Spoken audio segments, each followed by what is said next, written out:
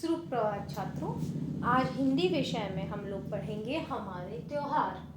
जैसे ही त्योहार का नाम आता है हमारे मस्तिष्क में और हमारे मुख पे एक हंसी आ जाती है, खुशी की लहर दौड़ उठती है कि त्योहार के बारे में पढ़ा जा रहा है, जिसमें कि लोग मिलते जुलते हैं, इकट्ठा होते हैं, खूब मस्ती करते हैं, मिठाई खाते हैं, मौज मस्ती करते हैं, हर तरीके का कार्य छोड़कर केवल त्योहार को ही पूर्णतया केवल हम इंजॉय करते हैं, त्योहार को ही पूर्णतया हम जीते हैं। ठीक है, तो सबसे पहला आता है हमारे त्योहार में, जैसे ही त्योहार का नाम आता है हमारे दिमाग में आता है होली, दिवाली, क्रिसमस, ईद। लेकिन इन त्योहारों को हम अलग अलग रूप में विभाजित करते हैं।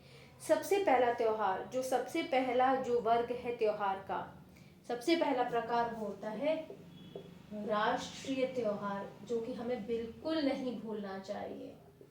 यह सबसे महत्वपूर्ण त्योहार है। अब आप लोग सोच रहे होंगे कि राष्ट्रीय त्योहार क्या होते हैं। राष्ट्रीय त्योहार होते हैं 15 अगस्त, 26 जनवरी, गांधी जयंती, बाल दिवस। ये सारे हमारे राष्ट्रीय त्योहार हुए। ठीक है, और इन सब राष्ट्रीय त्योहारों में 15 अगस्त को क्या हुआ था, जैसे कि मैं पिछली कक्षा में आप लोगों को बता चुकी हूँ, ये स्वतंत्रता दिवस, गणतंत्र दिवस, गांधी जयंती और हमारा जो है वो लाल बहादुर शास्त्री जयंती।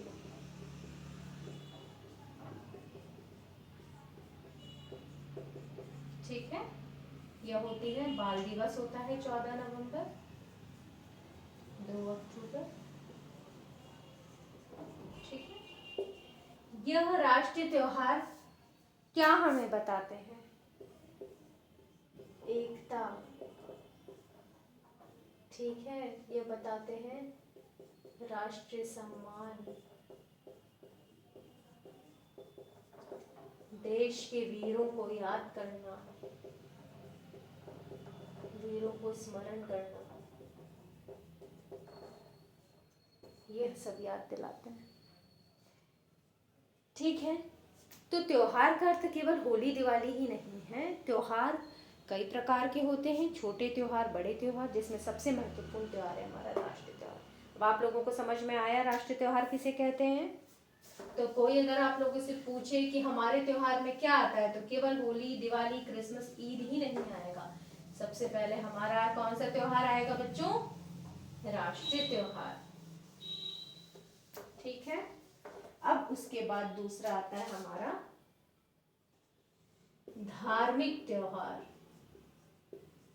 ठीक है, इसके अंतर्गत हमारे आते हैं होली, दिवाली, क्रिसमस, ईद, लोहड़ी आदि। ठीक है, गुरु नानक जयंती।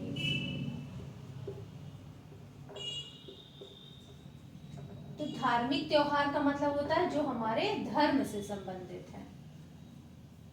जो भी समुदाय जिस धर्म से संबंधित है वो त्योहार मनाता है। जैसे हिंदू जो है वो होली, दिवाली, राखी मनाते हैं।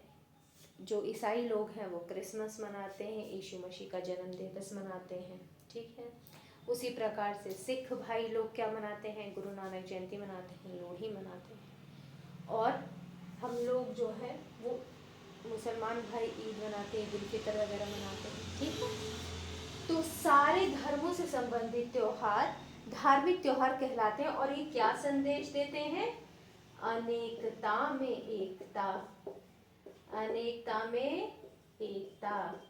यानी कि अगर हम हिंदू हैं तो ये जरूरी नहीं कि हम मुसलमानों का त्योहार न मनाएं, ईसाइयों का न मनाएं, सिखों का न मनाएं। और अगर हम सिख हैं तो जरूरी नहीं कि हिंदू मुसलमान का न मनाएं। यानी कि कोई भी धर्म का व्यक्ति हो, भारतवर्ष में बहुत धर्म है, भारतवर्ष में बहुत जातियां प्रजातियां हैं, लेकिन सब क्या हमें बताती हैं? अनेकता में एकता, यानी किसी भी धर्म समुदाय से हम संबंधित हो, लेकिन हमें सभी धर्म समुदाय के त्योहारों, उनके सारे रीति रिवाजों, सारे धर्म प्रथाओं का हमें सम्मान करना चाहिए और मनाना चाहिए, जो कि क्या बताता है? अनेकता में एकता। आप लोग भी अगर मुसलमान हैं तो हिंदुओं के यहाँ दिवाली में जाते होंगे, बधाई देते होंगे, और अगर हिंदू हैं तो मुसलमानों के यहाँ ईद में आप लोगों को भी मीठी मीठी सेवइयाँ खाने को मिलती होंगी। उसी प्रकार से क्रिसमस पे हम लोग जाते हैं, क्रिसमस केक खाने को मिलता है। हम केवल एक हम इस चीज़ को पूरी तरीके से इंजॉय करने के लिए, पूरी तरीके से उस चीज़ को महसूस करने के लिए नहीं करते, बल्कि ये हमें संदेश देते हैं कि दूसरे जो धर्म हैं उनके रीति रिवाजों, उनकी चीज़ों को भी हम अपने में समावेश करें, अच्छी बातों का समावेश करें, अपने व्यक्तित्व का विकास करें। इस्लाम जो हमें सिखाता है, जो हमें ईसाई धर्म सिखाता है, जो हमें सिख धर्म सिखाता है, पारसी धर्म सिखाता है, हिंदू धर्म सिखाता है, सब सिखाता है अनेकता में एकता। सब सिखाता है कि भगवान एक है, अल्लाह एक है, ईसा मसीह एक है। तो सारी चीज़ों का, सारे धर्मों का, रीति रिवाजों का हमें सम्मान करना चाहिए, उनको अपने व्यक्तित्व में उनका समावेश करना चाहिए। यह सब दिखाता है अनेकता में एकता। ठीक है बच्चों, आप लोगों को समझ में आ गई बात? अब तीसरे प्रकार का त्योहार है जो कि हमारा प्रांतीय त्योहार। ठीक है, प्रांतीय त्योहार। अब जैसे बंगाल में हो गया बिहू, ठीक है। अब जैसे हमारा राजस्थान में हो गया घूमर त्योहार, फिर उसके बाद हमारा पंजाब में हो गया लोहड़ी, ठीक है। उसी तरीके से उत्तर भारत में हमारा हो गया मकर संक्रांति आदि। तो अलग अलग प्रांतों से, अलग अलग राज्यों से संबंधित अलग अलग तरीके के त्योहार हैं जिनको कि हम प्रांतीय त्योहार कहते हैं। और ये जरूरी नहीं कि हम उस प्रांत से ही संबंध रखते हो, उस प्रांत में ही रहते तो ही हम ये त्योहार मना सकते हैं, ऐसा नहीं है। हम किसी भी प्रांत में, किसी भी राज्य में रहकर किसी भी प्रांत का त्योहार मना सकते हैं, क्योंकि आखिरी में कोई भी त्योहार क्या सिखाता है? अनेकता में एकता, और दूसरे प्रांत, दूसरे धर्म, दूसरे लोगों का सम्मान करना और अच्छी चीजों को अपने में समावेश करना। ठीक है बच्चों, समझ में आया? त्योहार का मतलब केवल ये नहीं खाना पीना मौज मस्ती, उसका मतलब ये कि वो त्योहार हमें क्या सिखाता है? भाईचारा सिखाता है, अनेकता में एकता सिखाता है, दूसरे धर्मों के प्रति, दूसरे प्रांत के प्रति हमें सम्मान देना सिखाता है, अच्छी चीज़ों का अपने में समावेश करना सिखाता है। ठीक है, त्योहार हमें यही शिक्षा देता है। आप लोगों को समझ में आ गया? ग्रह कार्य नोट करें। पहला, राष्ट्रीय पर्व बताइए। दूसरा, प्रांतीय त्योहार एवं धार्मिक त्योहार बताइए।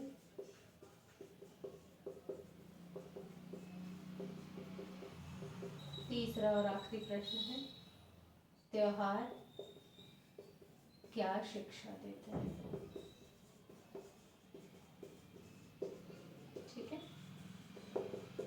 ये 3 प्रश्न आप लोगों को करने हैं, जो कि मैं अगली कक्षा में देखूंगी आप लोगों का।